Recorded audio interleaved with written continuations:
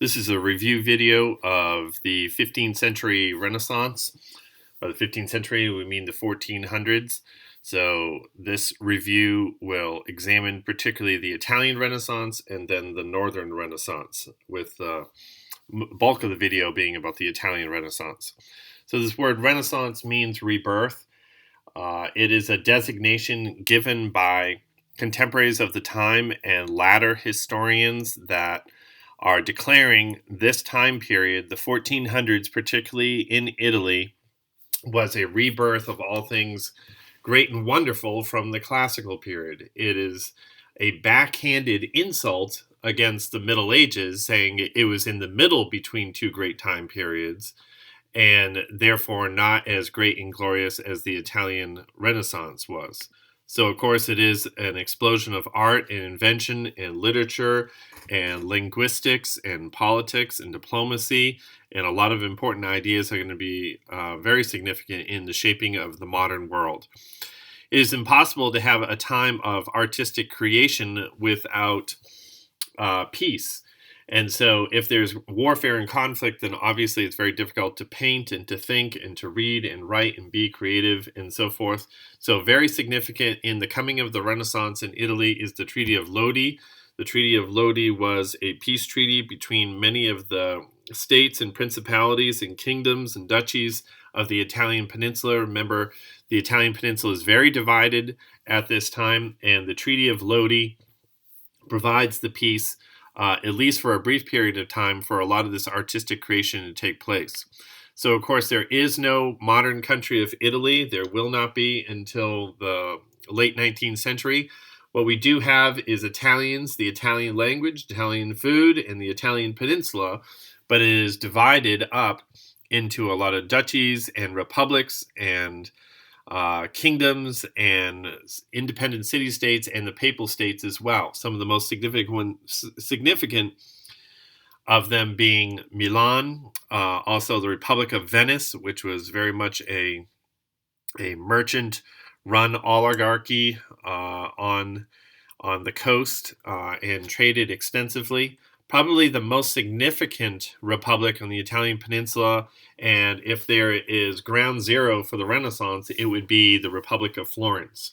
So the Republic of Florence is controlled by a group of merchant oligarchs. The most famous family that is responsible for funding a lot of the artistic creation in Florence is the Medici family. The Medicis make their family wealth by forming a small banking house and then secure the enormously lucrative contract of being the bankers for the papacy, bankers for the Pope.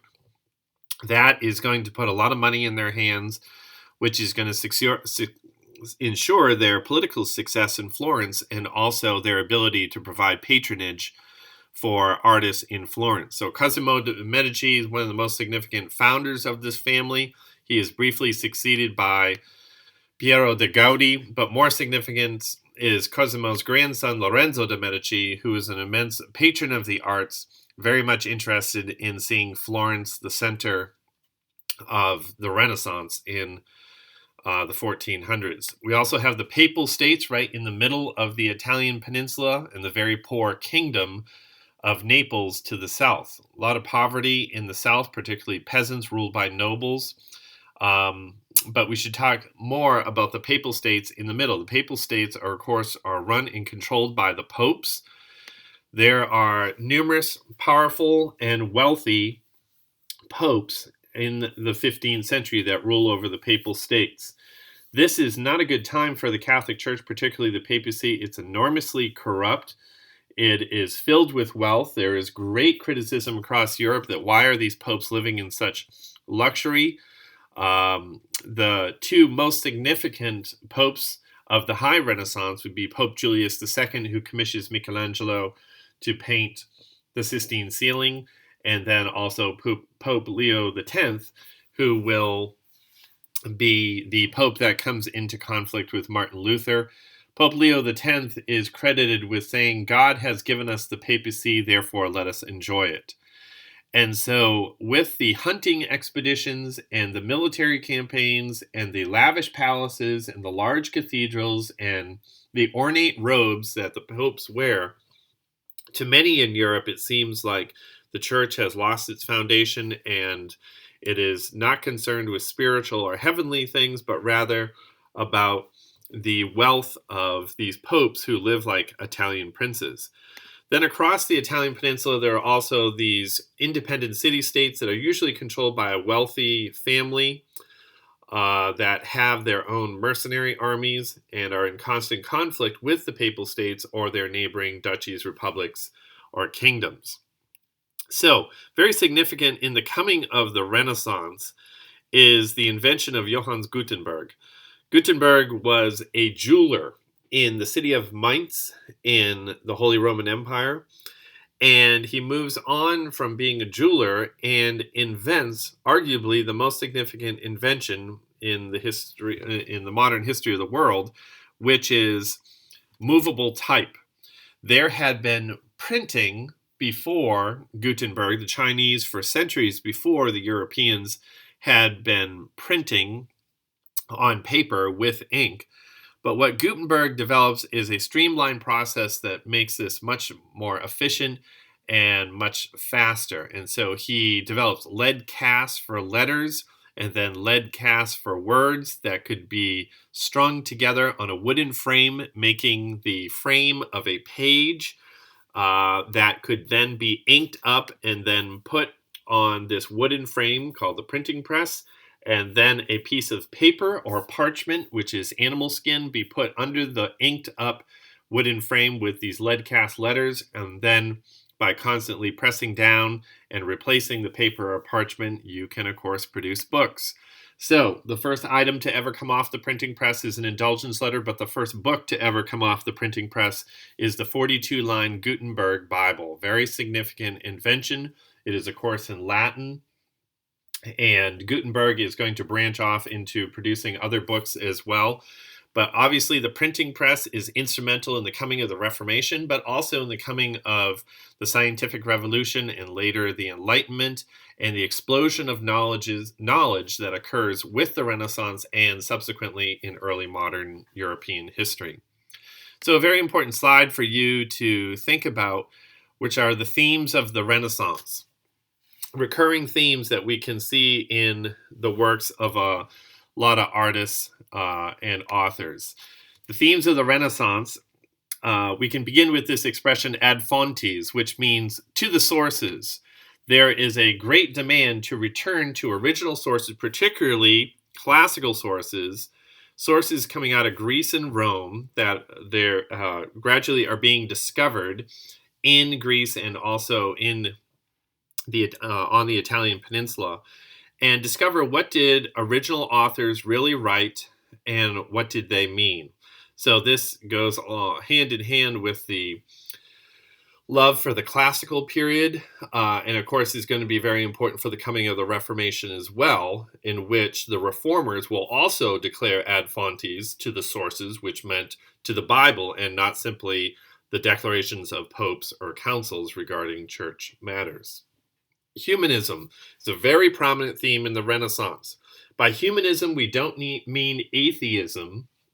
We mean an attention to the human, a celebration of human ability, human artistic creativity, human thought, and human development. That is a significant departure from the Middle Ages, which was strictly focused on the life to come. Life is so grim, full of war and plague and so forth, that everything was on the life to come. But during the Renaissance, life expectancy starts to become longer, and therefore a lot of individuals are focused on the glory of the human being. There are themes of paganism in the Renaissance, not that Renaissance thinkers and artists necessarily worshipped the gods of Greece and Rome, Venus and Jupiter and Apollo and Mercury and so forth, but rather they are very interested in these pagan gods, whereas these things were completely forbidden to even really be celebrated or acknowledged during the medieval period.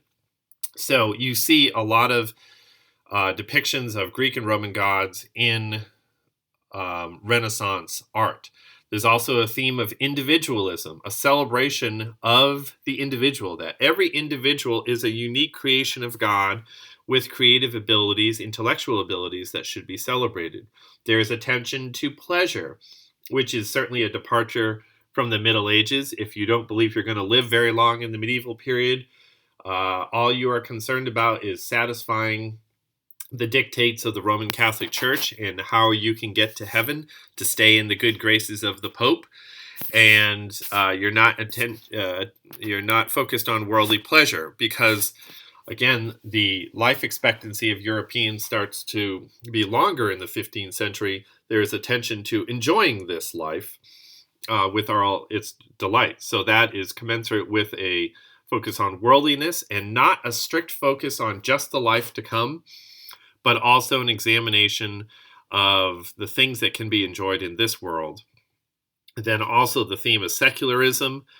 By this, we, again, don't mean atheism or rejection of Christianity or of the church, but rather everything does not have to be focused on popes and monks and saints and Bible stories and heaven, as it did during the medieval period, but rather let us examine areas of life in this world. Very prominent early Renaissance figure is Francesco Petrarch. Petrarch was very much interested in a return to the sources and examining classical Latin. He also celebrates the Italian language, wrote sonnets in contemporary Italian. He is also very famous for his attention to this world and the delights of romantic love, and perhaps his imaginary girlfriend Laura. And so he's significant in setting the pace for the Renaissance and what is to come. Other important Renaissance figures include Lorenzo Valla, who uses that attention to old sources and his knowledge of classical Latin to examine this famous document, the Donation of Constantine.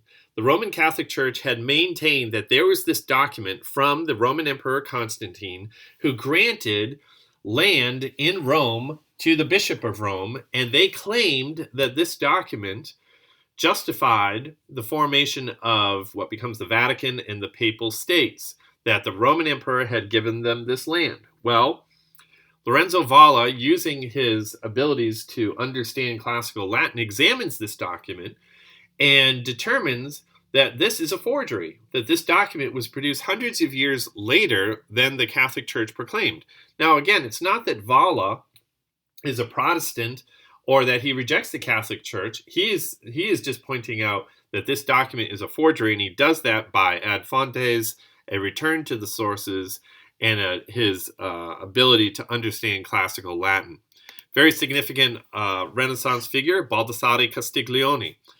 Castiglione writes The Courtier. The Courtier introduces this idea of l'uomo universale, the universal man, the Renaissance man, the man that can do many things.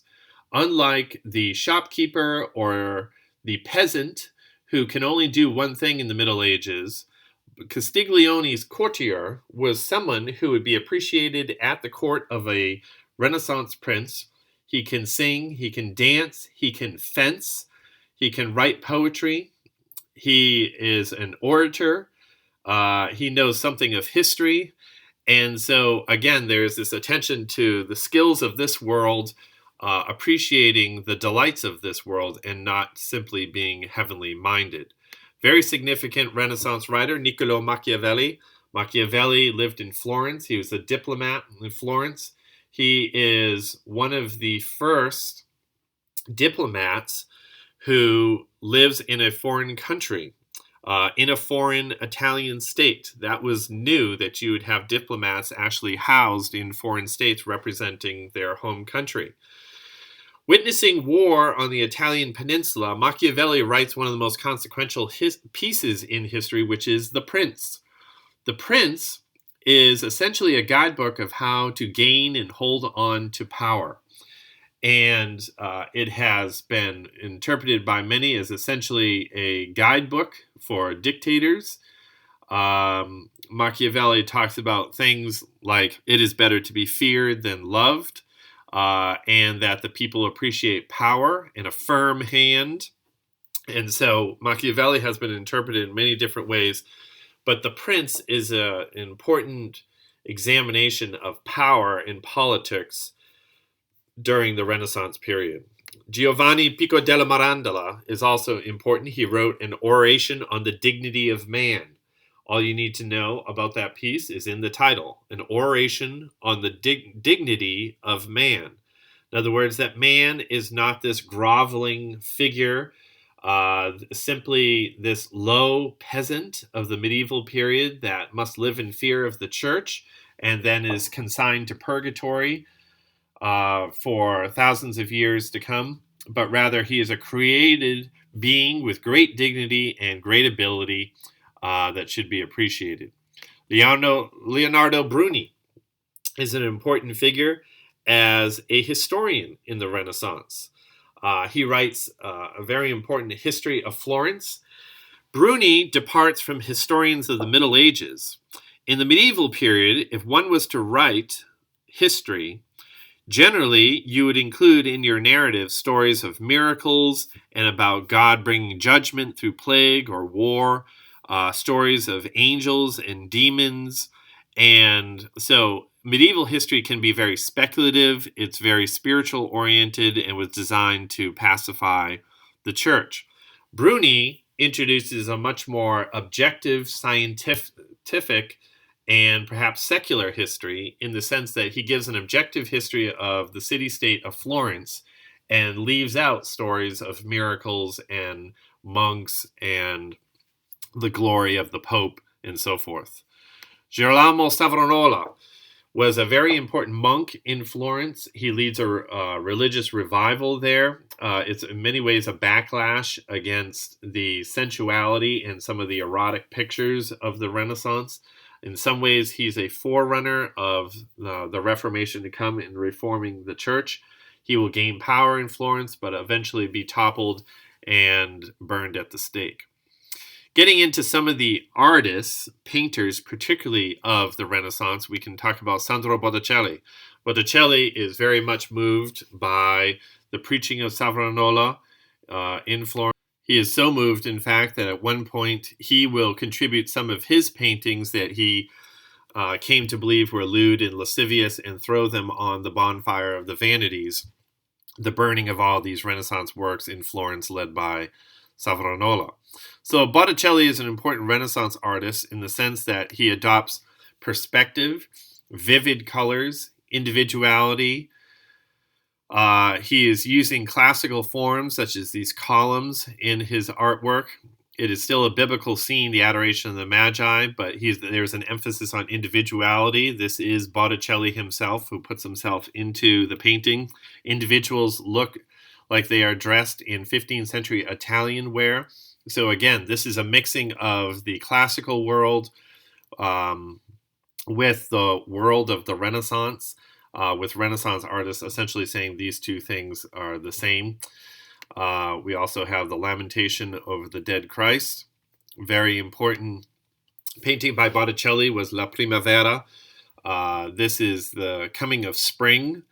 Celebration of spring is particularly with the goddess Venus. So again, this is a very secular, pagan-themed painting, as is the very famous Birth of Venus, a Roman goddess celebrating new life and fertility and the beginning of spring. This is something you would definitely not get during the medieval period because it's focused on a pagan goddess. And again, it's not that Botticelli went home and prayed to Venus, but rather indicates he had an appreciation and a focus on this classical goddess. We can also talk about Raffaello Sanzio da Urbino, who was Raphael. Raphael was a very young artist, financed by the Pope himself. The Pope, Julius II, identifies the techniques and ability of the young Raphael. So here we have the Parnassus a biblical theme, the entombment of the crucified Christ being brought to the entomb, the marriage of the Virgin, which is supposed to be a biblical scene, but you can see there's Italian architecture in the back. So again, the fusing of these two worlds. Raphael's most famous work, a very large fresco painted in the papal apartments, is the School of Athens. You'll remember that a fresco was really introduced by the Italian artist Giotto.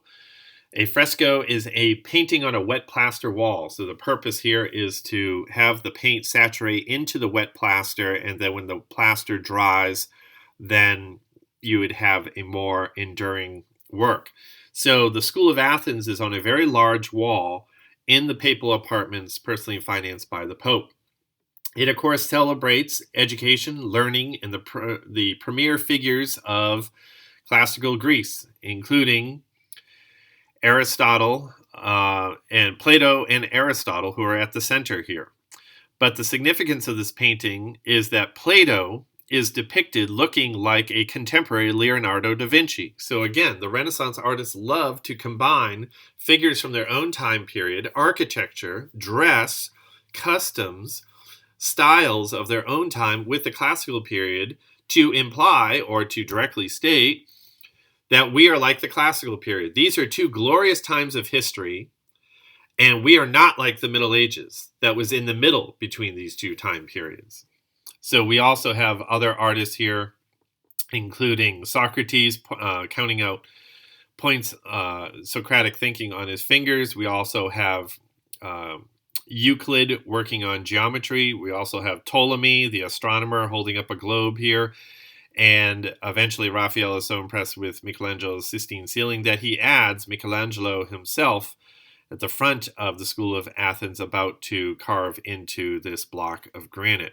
So Raphael, very important Renaissance artist, as is Leonardo da Vinci. Da Vinci was in and around Tuscany, the northern part of Italy. Leonardo was a master of shadowing and shading, blending colors. You don't get the heavy outline that you get in medieval work. You get depth, perspective, individuality, the individual human, beauty of individual women, such as this lady with an ermine, and also the very famous Mona Lisa. The Mona Lisa would not be painted in the Middle Ages because this is not spiritually themed. It has nothing to do with a monk or a miracle or a pope. It is a simple woman who is the wife of a merchant, and it celebrates individuality, beauty, this world, a secular topic, and it, of course, incorporates the famous Leonardo-esque smile. You also have The Last Supper, painted by Leonardo da Vinci. This work was a radical departure from other depictions of the Last Supper from previous centuries, because there is emotional chaos here. There is tension. There's a great depiction here of human emotion, because this is the moment that Christ announces one of his disciples will betray him. So they are all pointing to each other, pointing to themselves, asking if it's them. They're all denying it. There's great consternation, and it captures the psychological moment, realizing that one of them will betray their rabbi. So there is depth and perspective. It was Masaccio, who's the Italian artist who is important in developing 3D or perspective. It looks like you can walk into this painting. It's not more 2D and flat like so many medieval works were. Of course, the big criticism of Leonardo da Vinci is that he started a lot of things but wouldn't finish a lot of things. So this could have been his greatest painting, The Adoration of the Magi, but as you can see, it was not completed. We also have St. Jerome here and the Virgin of the Rocks.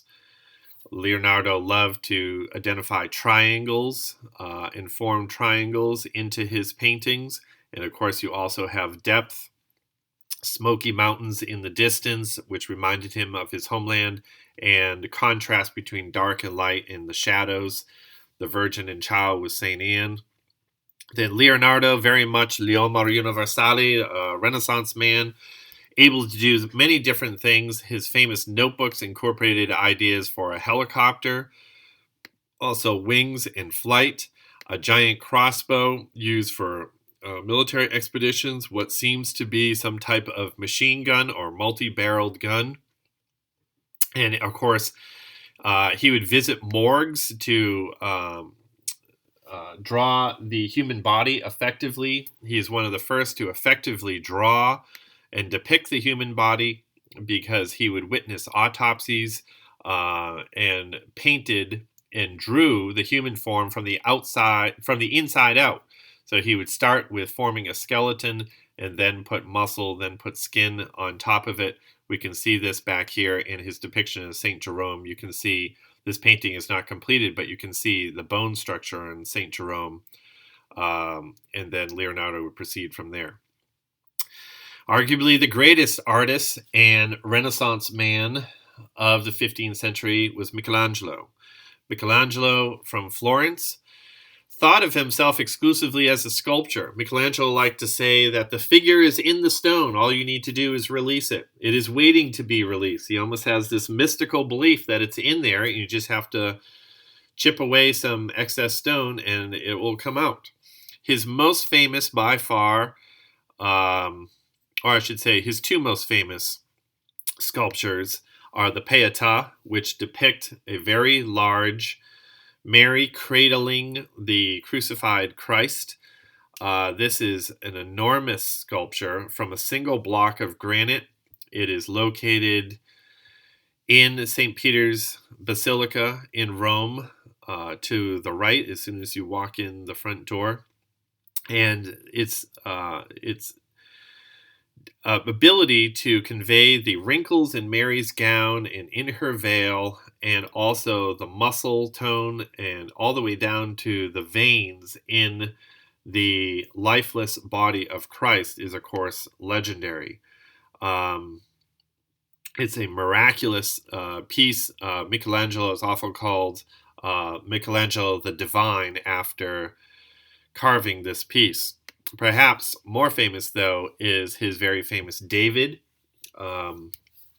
with the young David about to throw his sling with stone against the giant Goliath.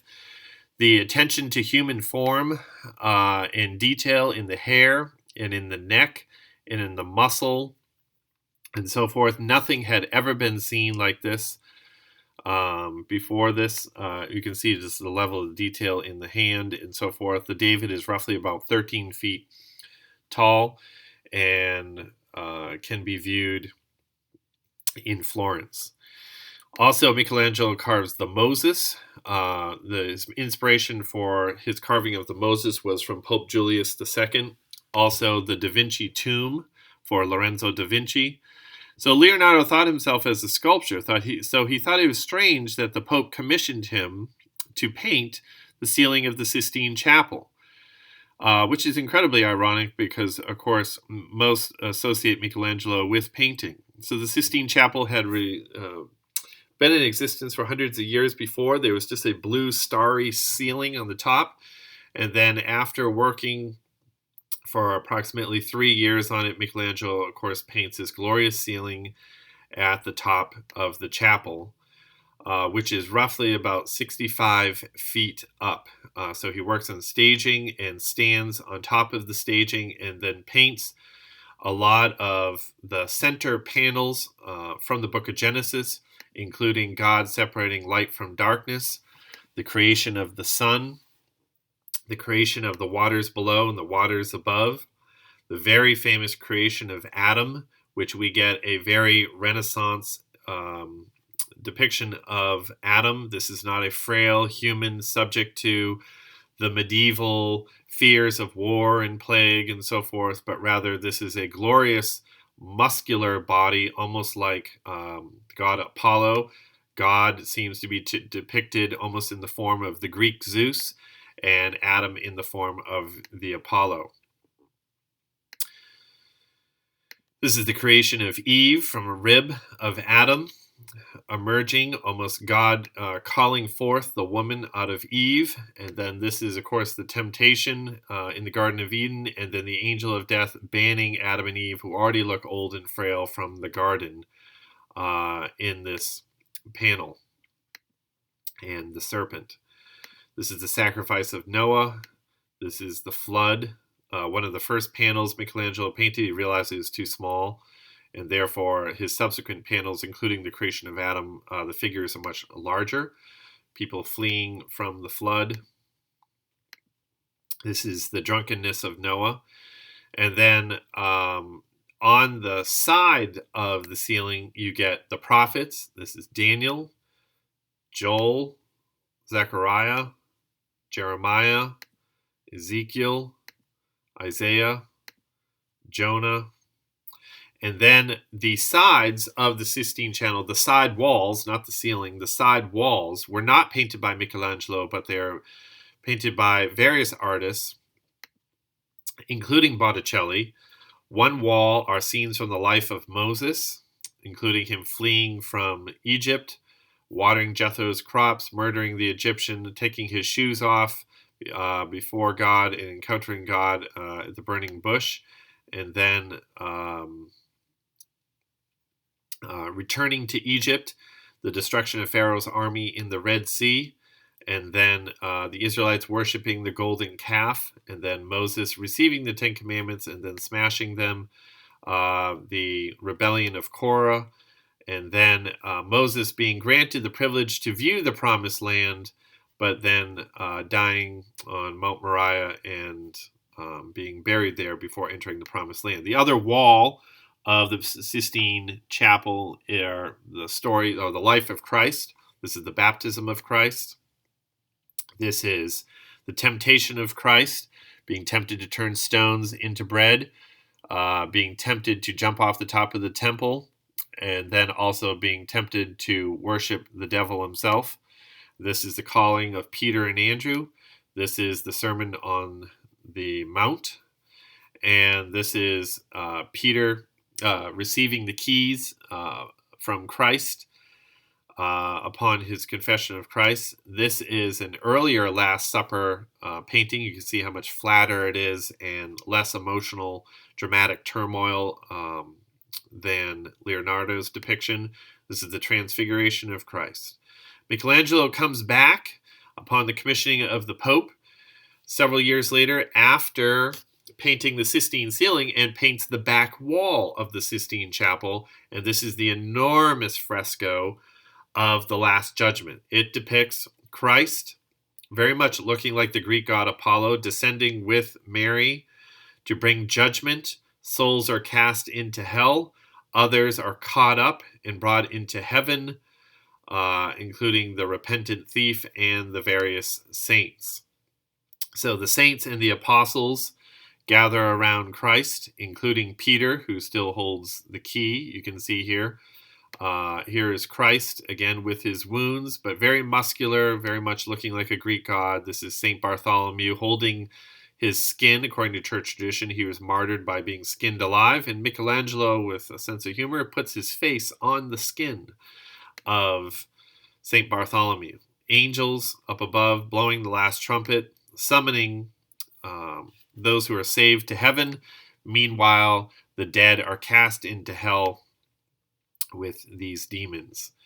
Michelangelo was also, if being a painter and a sculptor wasn't enough, also an architect. He designs, does not see, because he dies before it's constructed, but he constructs the dome for St. Peters Basilica. This is the largest dome in the world, the largest church in the world, right next to the papal apartments, and the Sistine Chapel is right here, and the papal apartments are right here. This is the St. Peter's Colonnade, St. Peter's Square, where large crowds gather to hear the Pope, to be blessed, and so forth. The other famous dome of the Italian Renaissance is the Florentine Dome. This is the dome over the Cathedral of Florence, designed by Filippo Brunelleschi. The technology, the skill it takes to design a dome had been lost since the classical period. No one was able to build a dome for 1,000 years, but Brunelleschi rediscovers the design, studies classical domes, and develops a skin within a skin, a support structure in which the entire dome is resting on itself, and pulls off this enormous accomplishment financed by the Medicis of putting a dome on top of the Florentine cathedral. Another important Renaissance artist is Donatello. Donatello is best known for his carving of freestanding sculptures. It's not that during the Middle Ages that there were no sculptures, but usually these were reliefs that they projected out of the side of a building, or they clearly were leaning against something to support its weight. But to sculpt a human figure that looks proportionately correct and to be standing on his own 2 feet was extraordinary. So that is what is so significant in the carving of the David.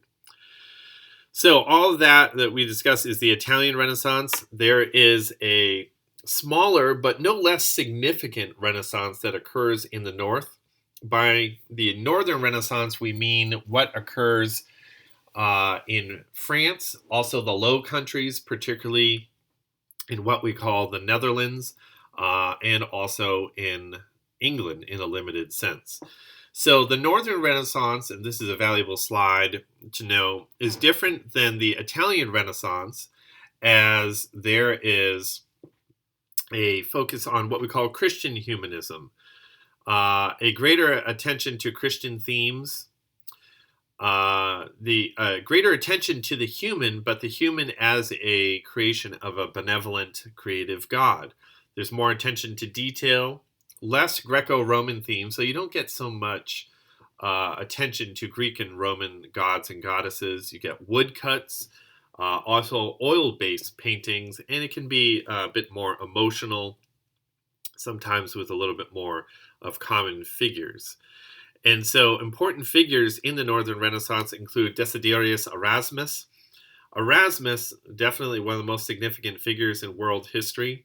He writes The Praise of Folly, which we may see as an early work of the Reformation. Erasmus was very dedicated to the church, never breaks from the church, never becomes a Protestant, but he is very critical, particularly of the hypocrisy, drunkenness, the illiteracy, ignorance, and the promiscuity of the monks, and calls them out on that in The Praise of Folly. He also compiles, doesn't write, but compiles the best Greek New Testament in 1516. So in other words, he finds the absolute best, most accurate, original copies of the Bible, of the New Testament in Greek, and then selects those manuscripts to compile this Greek New Testament. That Greek New Testament will be the version that Luther and Calvin will use in translating the Bible, but also in writing Bible commentaries. An important Northern Renaissance figure in England was Thomas More. He is not only Chancellor of England for Henry VIII briefly, but he's also a humanist scholar, very interested in language and manuscripts and writing. He's a devout follower of the church, very critical of the emerging Protestant movement, and he writes Utopia, which is an ideal city according to his conceptions.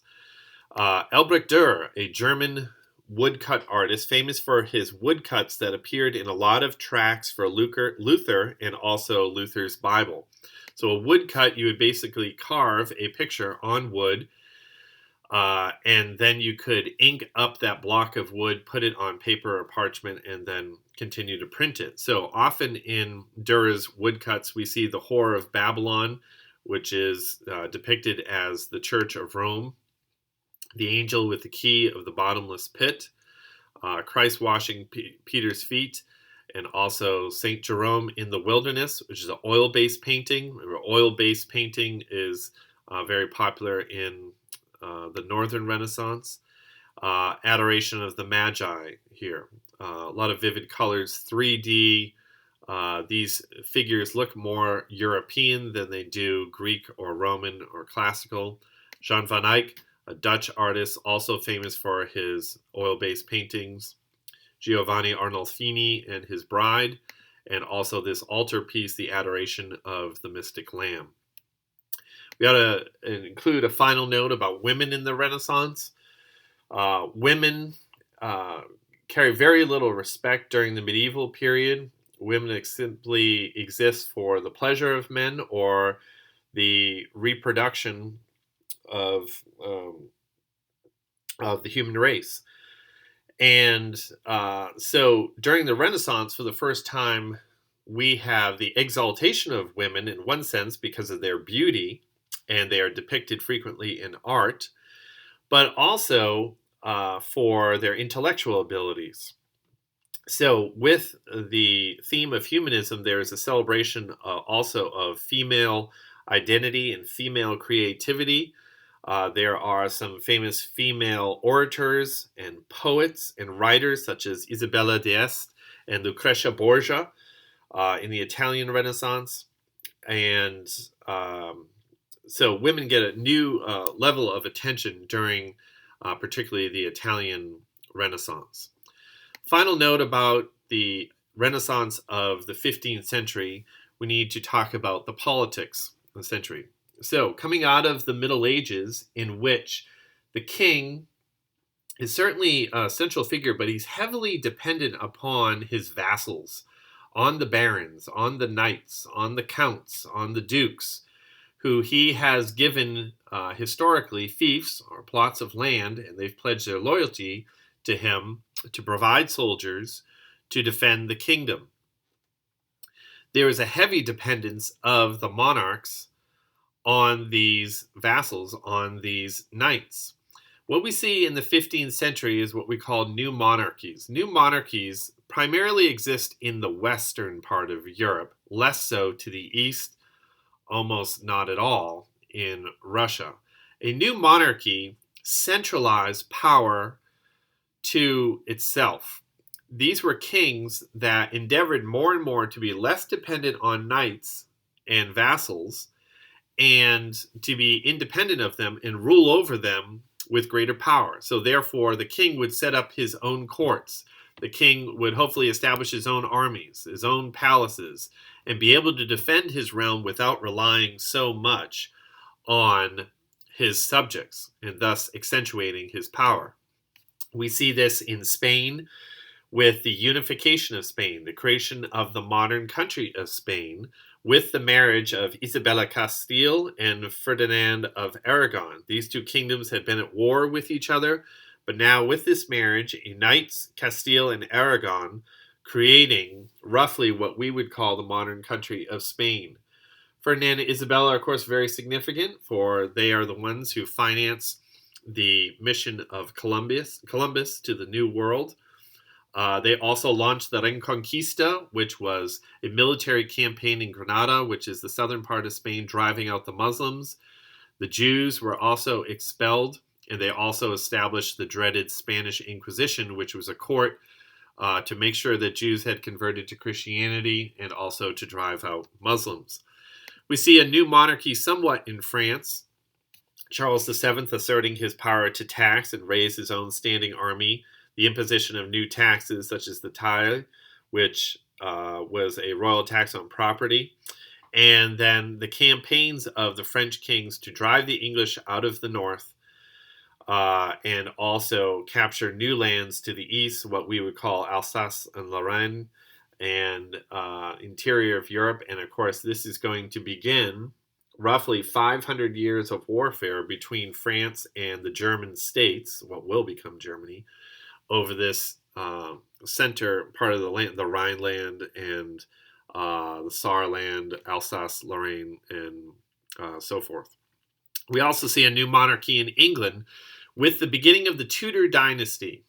So England, after its loss in the 100 Years' War, falls into civil war with the War of the Roses. The War of the Roses was a civil war between two houses, two dynastic families that claimed the crown of England. This would include the House of York and the House of Lancaster. The divide goes on for approximately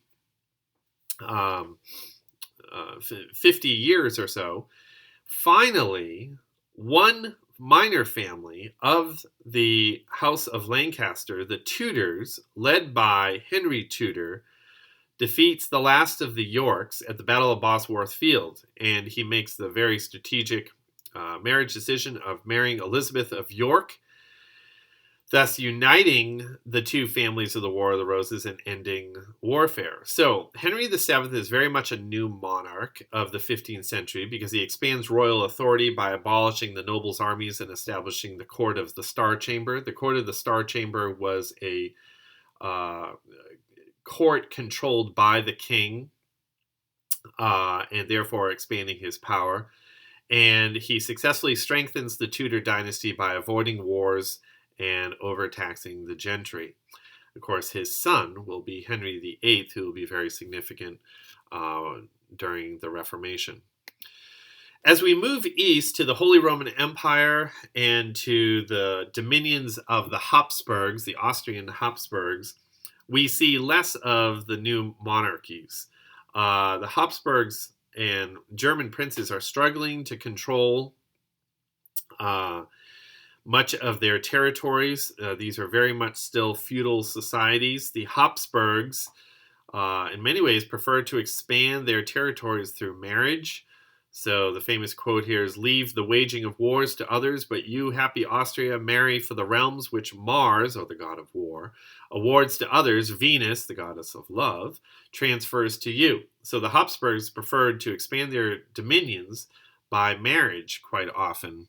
And eventually, Maximilian, the emperor of the Holy Roman Empire, his son will marry Ferdinand and Isabella's daughter, creating the massive empire of Charles V. Charles V will hold much of what we call the Netherlands, Belgium, Luxembourg, Germany, Austria, part of the Italian peninsula, and all of Spain. So it's an enormous empire that very briefly one Habsburg emperor controls. But as we move to the east, you see less and less of a centralized monarchy. Generally, the nobles are in charge and at war with the monarch. They prefer a weak monarch so that the nobles can control their own lands and go to war with each other. We see this in Poland and also Bohemia, which is in Eastern Europe. Hungary, very weak monarchy, very powerful, wealthy clergy. And Russia is a good example of this with the boyars. Boyar is the Russian word for noble, control the czars. And it's a very weak state for most of the 15th century. And then finally, the Ottoman Empire to the south. Europe is always under threat from attack from the Turks or the Ottoman Empire. They are going to be at the gates of Vienna in the 15th century and constantly at warfare. There is a sultan who rules over the Ottoman Empire, but he too is always struggling to gain complete control of his empire with minor princes and Muslim leaders often threatening his control.